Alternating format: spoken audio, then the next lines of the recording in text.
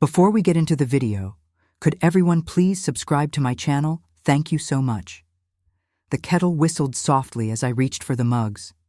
The morning light hadn't yet touched the window panes, but my body didn't need the sun to know it was 5:30. After 40 years of early starts, I still woke before the birds. The house was quiet, just the way I liked it. I moved through the kitchen like muscle memory. 2 scoops of coffee, a splash of oat milk, the ceramic click of the spoon against the cup. I didn't hear Naomi's little feet. She was always light on them, more whisper than child when she walked. When I turned, she was already sitting on the edge of the kitchen stool, her legs swinging gently still in her dinosaur pajamas. "Grandma," she said, her voice a secret. "Mommy and Daddy said they're taking your money tonight." My hand stilled mid-stir. The air in the kitchen shifted, heavier somehow. I smiled, the kind of smile adults put on when they don't want a child to know they're scared. "That's a silly thing to say, sweetheart." "What do you mean?" She shrugged and reached for a cracker from the jar. "I don't know." I was supposed to be asleep. They were talking downstairs. "Daddy said you didn't need it all." "Mommy said she'd help you." I crouched beside her and brushed a curl from her face. "You didn't dream this?" "Nope, I was hiding under the blanket, but I could hear them." She went back to crunching, like nothing was wrong. I stood slowly, gripping the edge of the counter just long enough to steady myself. My heart was beating too hard for someone who hadn't moved more than 10 steps. Naomi finished her snack and ran off toward the living room, humming to herself.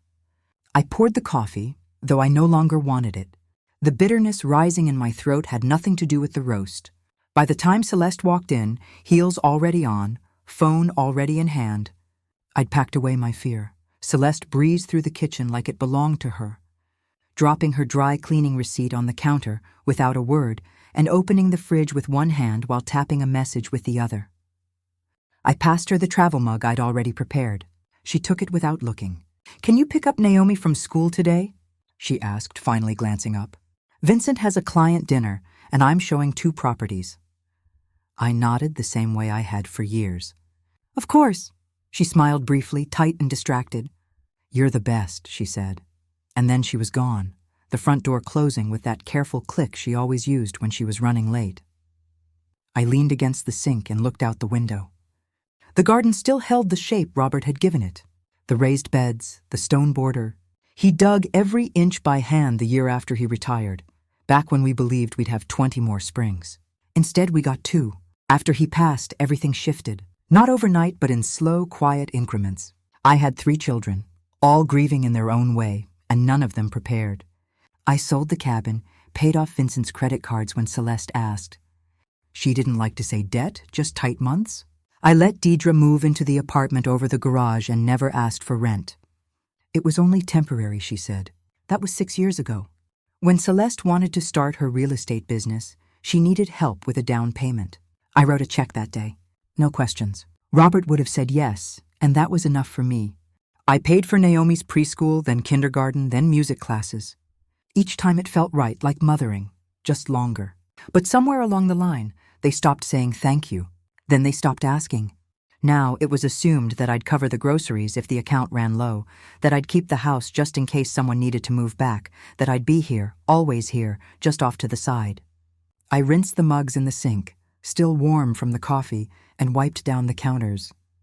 In the distance, I heard Naomi giggle from the living room. Closer, I heard the low murmur of voices behind a half-closed door. I didn't mean to linger in the hallway. Not exactly. I was on my way to put fresh towels in the upstairs bathroom when I caught the edge of Vincent's voice, low and clipped, from behind the barely ajar guest room door. "She's not getting any younger," he said. "If we don't step in now, she might waste everything." Celeste responded, her tone softer, but no less pointed. "We are not stealing from her. We're protecting her. She doesn't need that much money sitting around. It's not safe." There was a pause, the kind that carries weight, and then Vincent added, "And we could actually put it to use. That house is just sitting there like a vault." I stood perfectly still, the towel bundle pressed tight against my chest. My heart thudded once, hard and slow, like it was deciding whether to break or steel itself. "Once she signs over access, it'll make everything easier," Celeste said. "She probably won't even notice, especially if we keep it framed as support," Vincent replied. The towel slipped a little in my arms, but I didn't move. I waited until their voices softened into indistinct murmurs, then backed down the hallway, my footsteps careful and practiced. I returned to the kitchen, folded the towels neatly on a chair, and started wiping down the stovetop, though it was already clean. My hands moved out of habit, but my thoughts were elsewhere, drawing invisible lines between yesterday's whisper from Naomi and what I just heard with my own ears. They weren't planning to ask me. They were planning around me. I didn't cry. I didn't feel rage either, not yet. What I felt was something sharper, steadier, an alertness that hadn't stirred in years. The same quiet instinct that once told me when a fever was rising in a child before the thermometer confirmed it. Something was coming. That night I called Margot. Margot didn't say hello when she picked up. She never does. Just, what's wrong? Like she could already hear the shift in my breathing. I told her everything. Naomi's whisper, the conversation behind the door, the way Celeste barely looked at me anymore, like I'd become another one of the fixtures in the house. Useful, dependable, but not worth consulting. When I finished, there was a short silence on her end. Then her voice came through calm and dry as ever. They're not protecting you, Iris. They're circling you. I opened my mouth to argue, but nothing came because part of me had already known that. Part of me had known it even before Naomi spoke. Check your accounts, she said. Everything, bank investments, your will, anything you once gave them access to, even casually take it back. I don't think they've taken anything. Yet they will, and they'll convince themselves they're doing it for your own good. I sat on the edge of the bed, the phone warm against my ear. It's just so calculated, Margot snorted. It's survival. They see your savings, your home, your routine, and they're thinking long-term. You're a safety net, Iris, but safety nets don't get consulted. They get leaned on. I swallowed hard. Celeste said something about helping manage things. Just until I didn't want to anymore. She'll say it's temporary. Vincent will call it peace of mind, but once your name is off the documents, you'll never get it back. I didn't want to believe it, but I trusted Margot more than I trusted my own optimism. You need to act before they do, she said. Get your lawyer, quietly. Don't announce a thing. I looked across the room at Robert's old writing desk, where I still kept the original copy of our will, the one we drafted before he passed. Start there, she said, as if she'd seen where my eyes landed. Then look at the rest. They're counting on you being too polite to stop them. The line went quiet for a moment, just long enough for me to hear the distant ticking of the wall clock downstairs. The next morning, I asked Deidre if she had a minute. Deidre was folding laundry in the garage apartment when I came by. The space was warm and quiet, smelling faintly of detergent and lemon oil, the way she liked it. She looked up when I entered, then down again, her fingers fumbling with a towel that didn't need that much smoothing. I need to ask you something, I said. She nodded too quickly. Okay, do you know what Celeste and Vincent are planning? She paused just long enough to answer me without words, the kind of pause where the truth stands just behind the teeth, waiting for permission. I stepped closer. Deidre, her mouth tightened. They said you might need help, that you've been forgetting things. I haven't, I know, she whispered, eyes still fixed on the towel. But they think, or maybe they just want to believe. I waited. They're talking about a family meeting, she said. Finally, soon, maybe this weekend. They wanted to seem casual, but she swallowed. They're going to ask you to sign some things. Just a power of attorney, they said. Just in case. I sat down beside her on the edge of the bed, careful not to touch the neatly folded shirts. Did you agree to it? I didn't say yes, she said, but I didn't say no either. I watched her for a moment. Her hair was pulled back the same way it always had been since college.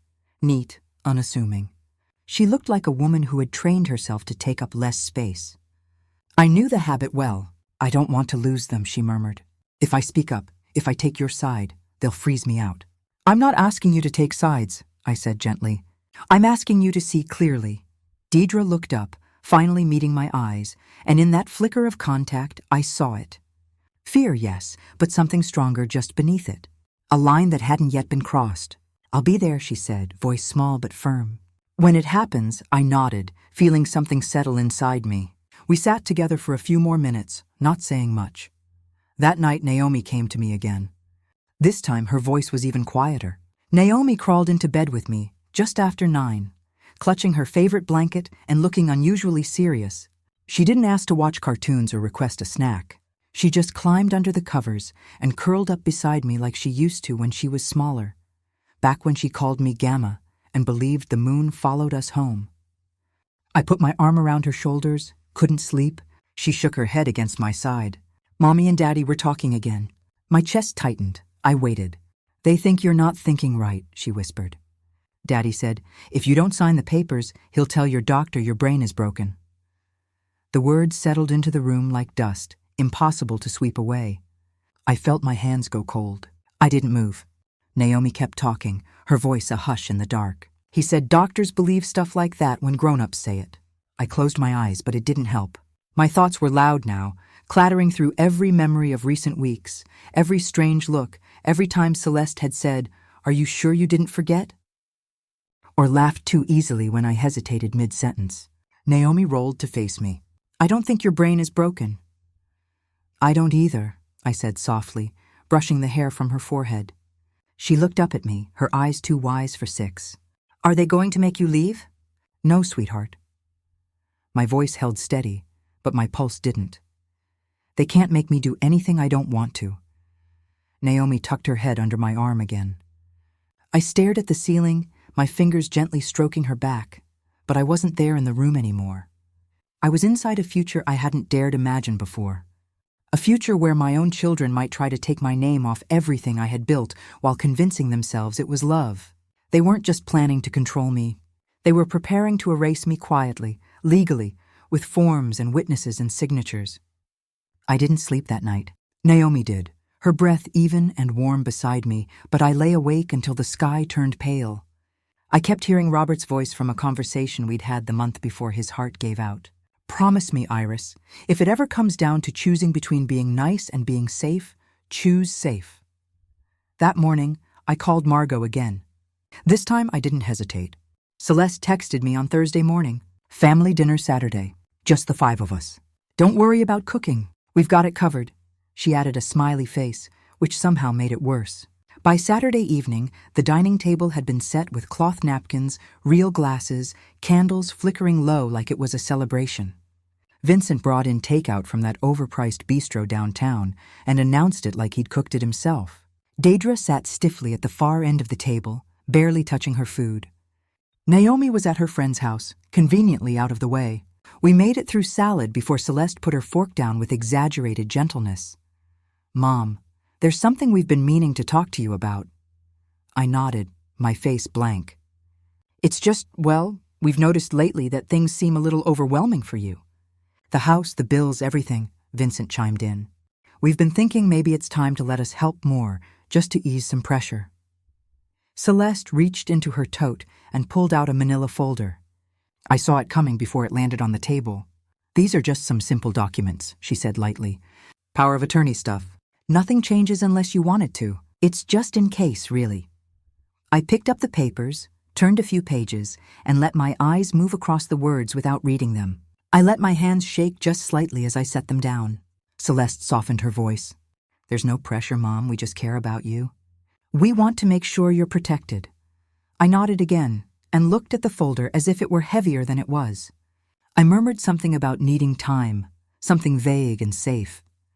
My phone, angled slightly between the candle and the bread basket, recorded every word.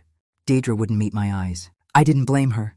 Vincent refilled my water glass like I was already halfway to helpless. Celeste squeezed my hand as though she'd just handed me peace paperwork meant to erase my autonomy. After dinner, I thanked them politely and promised to think it over. I even smiled. Then I walked straight upstairs and locked the door. By morning, I had an appointment with a lawyer. By noon the next day, I was sitting across from a woman named Marissa Chin at the law office Margaret had recommended. She greeted me with a firm handshake and didn't once speak to me like I was fragile. That alone made me trust her. I gave her everything. The recording, the text message from Celeste, a list of accounts, my current will. She listened without interruption, taking notes in a clean spiral-bound notebook. When I was done, she leaned back and said, "You're not paranoid. You're prudent." We rewrote my will that afternoon. Nothing dramatic. I'd already divided things equally among my children, But now we added clauses, clear language protecting my independence, instructions should anyone attempt to contest my capacity. I revoked an old medical proxy Celeste had once pushed me to sign. Instead, I named Deidre as co-decision maker with stipulations. If she declined, control would pass to my attorney, not another family member. When I told Marissa I'd chosen Deidre, she raised an eyebrow. She hesitated, I said. But she didn't lie. That's worth something. Next, I called the bank. I changed passwords, updated alert settings, and added two-factor verification to every account. I removed Celeste from an old shared access line she hadn't touched in years, but I hadn't forgotten it was there. I closed the savings account Robert and I once used for emergencies. I opened a new one under my name alone. When I got home, Margot was waiting with her usual iced tea and that look she gets when she wants to say, "I told you so," but knows better. Instead, she pulled out a folder and laid it flat on the kitchen table. "I printed transcripts from your phone recording," she said. In triplicate, we worked until dusk, labeling, cataloging, and placing copies into separate envelopes. I tucked one into the back of the spice rack, another into my desk drawer. A third went into the safe. Before I went to bed, I stood in the doorway of Naomi's room and watched her sleep. One hand curled beneath her cheek. The house was silent, but something in the air had shifted. The next time they came, I'd be ready. The petition came 2 weeks later.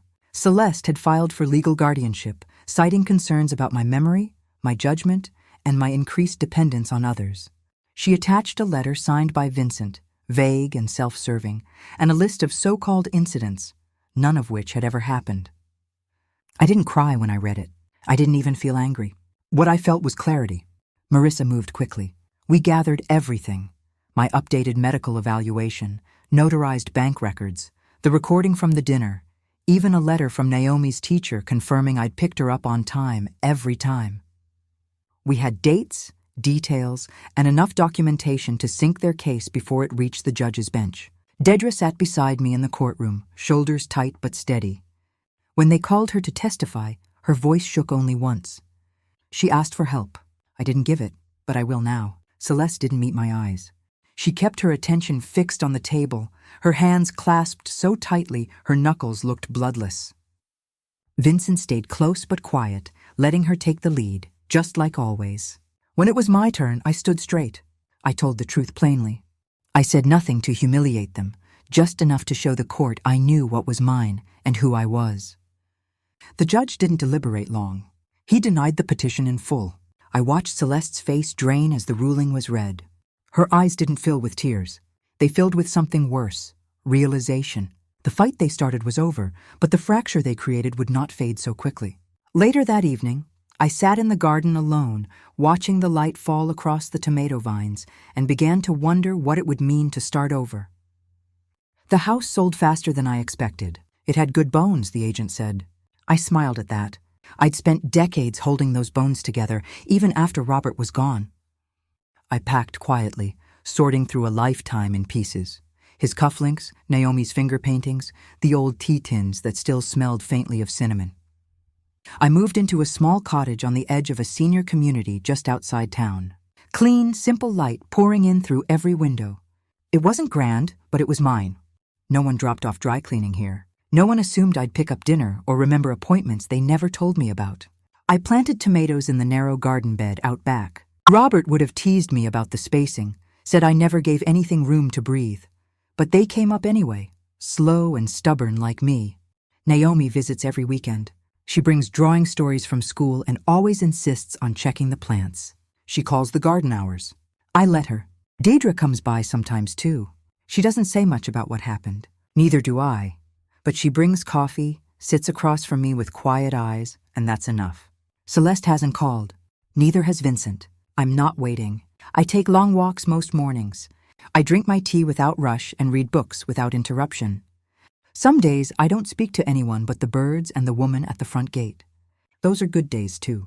I don't feel invisible anymore. I don't feel small. I feel like myself. Someone I hadn't realized I'd stopped being until I remembered what it felt like to be seen. And when Naomi wraps her arms around me and says, "You're my favorite person," I believe her because I know now I'm worth being chosen.